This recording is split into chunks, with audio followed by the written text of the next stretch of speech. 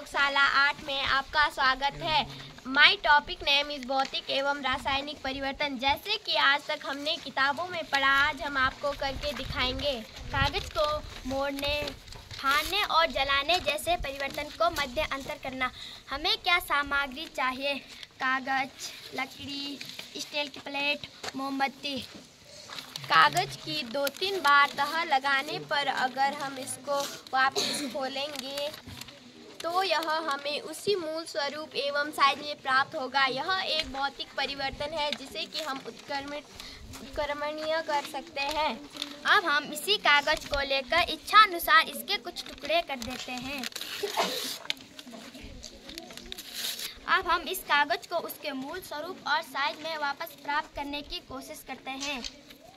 जैसा कि आप सबने देखा कि हम ऐसा करने में सफल नहीं हुए और यह एक रासायनिक परिवर्तन है। परंतु कागज को गोंद से भी जोड़ा जा सकता है, लेकिन कागज को उसके मूल स्वरूप और साइज में वापस प्राप्त नहीं किया जा सकता। अगर हम एक कागज लेंगे और इसे जला देंगे तो हमें इसको कुछ समय तक जलने देना है। थोड़ी देर बाद हम देखेंगे कि यह काला हो रखा है और इसका कोयला हो रखा है और यह अपने मूल स्वरूप एवं साइज में हमें प्राप्त नहीं होगा। यह एक रासायनिक परिवर्तन है। पहले यह कागज सफ़ेद था। मोमबत्ती का पिघलना। मोमबत्ती के पिघलने से जो मोम नीचे आता है हम इसे वापस मोमबत्ती की अवस्था में ला सकते हैं। यह एक भौतिक परिवर्तन है जिसे कि हम उत्क्रमणित कर सकते हैं। हमारा निष्कर्ष यह है कि मात्र भौतिक अवस्था गुण में परिवर्तन देखा गया, कोई नया पदार्थ नहीं बना, अतः यह एक भौतिक परिवर्तन है। नया पदार्थ बना, अतः यह एक रासायनिक परिवर्तन है। धन्यवाद।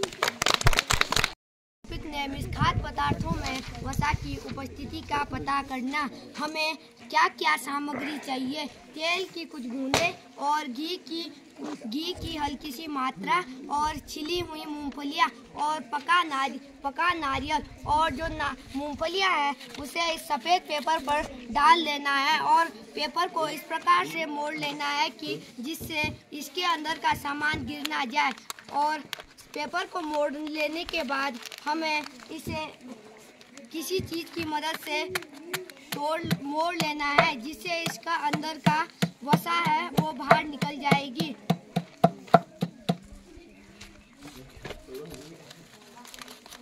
आप देख सकते हैं कि इसमें हम वसा की कुछ मात्रा दिखा सकते हैं। इसी प्रकार से हमने जो ये तेल है इसे भी हमने इसी पेपर पर छिड़क करके हमें पता लगाना है कि इसमें भी वसा की मात्रा होती है। आप देख सकते हैं कि जो ये तेल के धब्बे हैं ये मिट नहीं सकता। इसमें हमें वसा की मात्रा दिखने लग जाएगी।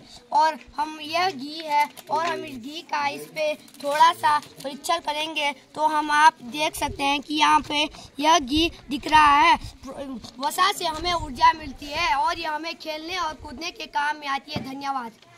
इस पदार्थों के गुण जैसे पारदर्शी किसे कहते हैं? जैसे शीशा है, हमें इसके आर पार दिखाई दे रहा है, इसे पारदर्शी कहते हैं। जैसे गत्ता है, हमें इसके आर पार नहीं दिखाई दे रहा है, इसीलिए यह अपारदर्शी है। जैसे कि हम पानी में नमक डालेंगे तो पानी में वो घुल जाएगा और हम पानी में कंकड़ डालेंगे तो वो नहीं घुलेगा, इसीलिए नमक पानी में विलयन है और कंकड़ नहीं है। जैसे जल में कौन सी वस्तु तैरती है? पहले हम जल में पत्थर डालेंगे तो नहीं तैरेगा, और जब हम जल में लकड़ी का कोयला डालेंगे तो तैरने लग जाएगा, और लकड़ी डालेंगे तो भी तैरेगी। और जब हम पानी धन्यवाद। हमारी प्रयोगशाला में स्वागत है। खाद्य पदार्थों को प्रोटीन की उपस्थिति में पता लगाना। हमें क्या सामग्री चाहिए? सोयाबीन और चने और मटर और जल। आगे कैसे बढ़े? चने, मटर या सोयाबीन 10 टन 15 बीजों का झुंड बना ले। नंबर 2, इन खाद्य पदार्थों में थोड़ी मात्रा में जल की बूंदें डालें।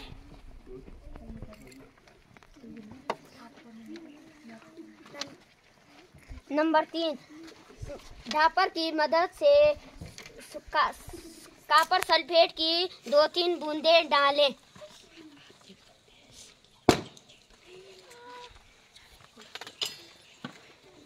हमारा निष्कर्ष क्या है? प्रश्नावली ए में लिए गए चने, मटर, सोयाबीन का रंग बैंगनी हो गया, जिससे हम पता लगा सकते हैं कि चने, मटर, सोयाबीन के बीजों में प्रोटीन होता है। प्रोटीन हमारे अनेक दालों में उपस्थित रहता है। प्रोटीन हमारे शरीर की वृद्धि और मरम्मत करता है। धन्यवाद। तेरे में आपका स्वागत है। जो हमारा टॉपिक है वह प्रस्तुत करना कि किसी पदार्थ की दहन के लिए आवश्यक ऑक्सीजन आवश्यक है। हमको क्या सामग्री चाहिए? हमको एक माचिस चाहिए, 2 मोमबत्तियाँ और एक कांच का गिलास। आगे कैसे बढ़े? 2 मोमबत्तियाँ जलाएं।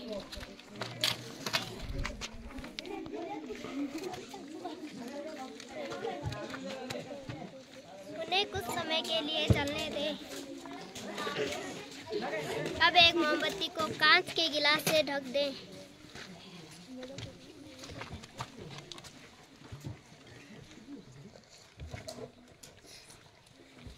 यह क्रियाकलाप दर्शाता है कि बिना ढकी हुई मोमबत्ती लगातार जलती रहती है और ढकी हुई मोमबत्ती कुछ समय तक, जब तक गिलास में ऑक्सीजन रहती है तब तक वह जलती है, उसके बाद फिर बुझ जाती है। इससे हमारी प्रयोगशाला 4 में आपका स्वागत है। खाद्य पदार्थों में कार्बोहाइड्रेट की उपस्थिति में परीक्षण। हमें क्या सामग्री चाहिए? रोटी, आलू, चावल। आगे कैसे बढ़े? रोटी का टुकड़ा, आलू का टुकड़ा और चावल।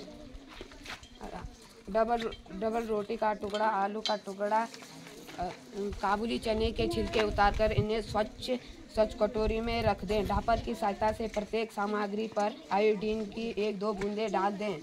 हमारा निष्कर्ष क्या है? रोटी का टुकड़ा, आलू का टुकड़े में स्टार्च होता है। स्टार्च इसमें नीला काला रंग दिखाई देने लगता है। काबुली चने में स्टार्च नहीं होता है, इसमें कोई रंग का परिवर्तन नहीं होता है। स्टार्च कार्बोहाइड्रेट का एक मुख्य घटक है। कार्बोहाइड्रेट भोजन का मुख्य घटक है। कार्बोहाइड्रेट ऊर्जा देता है। ऊर्जा से हमें खेल कूदने के काम आते हैं और हमें दौड़ने जैसे खेल। 5 में आपका स्वागत है। घर्षण बल, हम उसे घर्षण को कैसे कम और ज़्यादा किया जा सकता है? जब हम किसी थाली पर थोड़ा पाउडर डालेंगे तो वहाँ पे घर्षण बल कम हो जाएगा। अगर हम इस पे पाउडर नहीं डालेंगे तो घर्षण बल अधिक लगेगा। घर्षण बल हमेशा खुरदरेपन पर अधिक लगता है और चिपलेपन पर कम लगता है। घर्षण बल हमें हमेशा सापेक्ष गति का विरोध करता है, इसे हम घर्षण बल कहते हैं। प्रयोगशाला में 9 में आपका स्वागत है। हमारे टॉपिक का नाम है रेशों से बने वाले कपड़ों के बारे में जानना। हमें क्या सामग्री चाहिए? एक सुई, कपड़े का टुकड़ा, धागा, रुई और कैंची। नंबर 1, कैंची कपड़े को मेज पर फैला दे।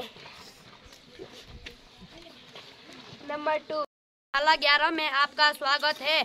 हमारे टॉपिक का नाम कीट पीड़क खाद्यान्न को कैसे नुकसान पहुंचाता है। आप देख सकते हैं कि हमारे पास कुछ खराब चीज़ें हैं, जैसे कि ये चावल है। हम एक चावल को लेंगे और आपको दिखाएंगे कि किस प्रकार यह खराब हो सकता है। आपको हम दिखाएंगे कि इसमें कि सूक्ष्म जीवों ने छेद कर रखा है और इसके अंदर झाली के जैसे धागे लगे हुए हैं। और यह दाल है। दाल को हम देखेंगे तो इसमें भी छेद कर रखा है और इसके अंदर भी वैसे चीज़ आपको मिलेगी। धन्यवाद। हमारे प्रयोगशाला 10 में आपका स्वागत है। माय टॉपिक नेम इज उष्मा के चालक एवं कुचालक में विभेद करना। हमें क्या सामग्री चाहिए? हमें 3 वस्तु चाहिए जिसमें एक धातु की बनी हो, केसु दो प्लास्टिक, रबर अथवा नली हो सकती है। आगे कैसे बढ़े? हमें यदि गिलास में पानी को गर्म कर रहे हैं तो सावधानी रहिए। अपने प्रेक्षणों को सारणी में रिकाई करें। धातु की बनने वाली वस्तु जैसे चम्मच और धातु की बनने वाली वस्तु लकड़ी। धन्यवाद।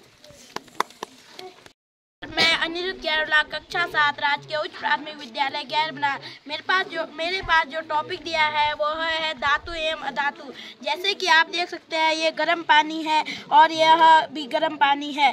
जब जिसमें धातु है जिसमें धारा बहती है, जैसे हम इसी हरी लकड़ी को डालेंगे तो यह गर्म हो जाएगी। जैसे इस तार को डालेंगे ये गर्म हो जाएगी। और जो ये लकड़ी है सूखी लकड़ी, इसमें धारा प्रभावित नहीं होती है। अगर इसमें डालेंगे तो यह गर्म नहीं होगी।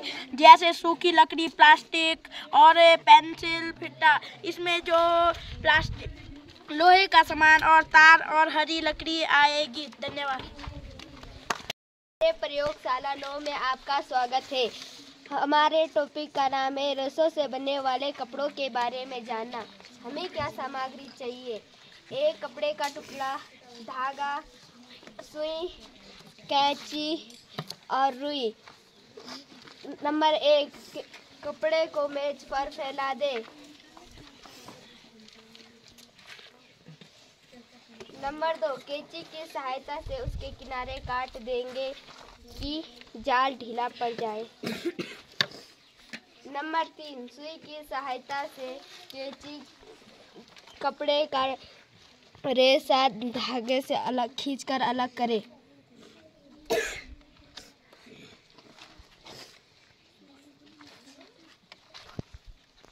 धागे को मेज पर फैला दें और अपने हाथ के नाखून से उसे खरोंचें।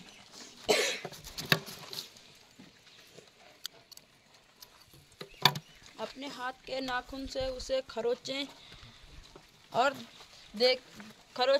ध्यान से देखें कि यह क्या हुआ। हमने क्या प्रेक्षित किया? यह देखा गया है कि धागे को नाखून से खरोंचने पर यह अलग तंतुओं और रेशों में विभाजित हो जाता है। धन्यवाद। हमारी प्रयोगशाला में 14 के आपको स्वागत है। ये पर्णविरीत है, ये मध्य सिरा है, ये सिराएं हैं और एक फलक है। और ये हमने एक पतीली और एक सुई ली और हमने इसमें से रंध देखिए जैसे कि ये रंध है और हम इनसे ऑक्सीजन लेते हैं और ये CO2 हम देते हैं उनको और ये रंध में भोजन बनते हैं। और एक बाह्य त्वचा में अनेक रंध्र होते हैं। धन्यवाद। हमारी प्रयोगशाला 7 में आपका स्वागत है। मैं दिव्या आयुषी कक्षा 6। हमारे पास विज्ञान विषय में प्रैक्टिकल वाष्प तथा वाष्पीकरण है। अब हम स्वयं करके दिखाएंगे कि वाष्प तथा वाष्पीकरण क्या होता है। हमने पानी को उबाला, उसके बाद गिलास में उसे रख दिया, उसके बाद हमने उसके ऊपर एक ढक्कन रख दिया, उसके बाद ढक्कन को इधर निकाले तब उसके बाद उस पे ढक्कन पे भाप लगा हुआ था। उसके बाद हवा के रूप में वो ऊपर आसमान में चले गया। उसके बाद बादल बन गया।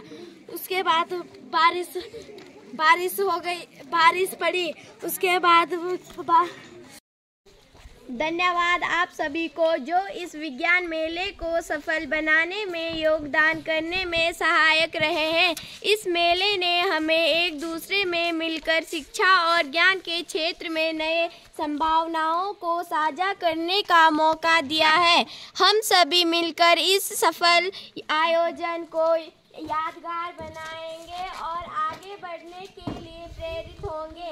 इस विज्ञान मेले में हमने देखा कि विज्ञान न केवल विद्यार्थियों के लिए है बल्कि समृद्धि और समाज के लिए एक सामाजिक अभिवृद्धि का कारगर माध्यम भी है। इसके माध्यम में हम सभी को यह दिखने को मिला है कि साझा सोच और संपूर्ण से हम भविष्य को बेहतर बना सकते हैं।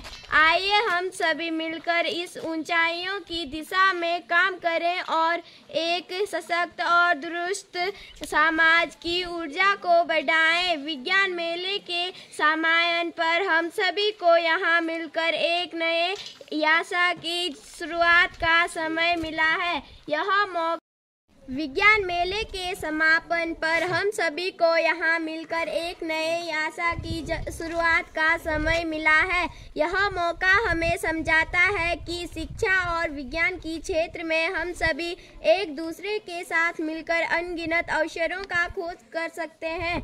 हम सभी मिलकर एक सशक्त भविष्य की दिशा में कदम से कदम मिलाकर चलें। धन्यवाद और शुभकामनाएं।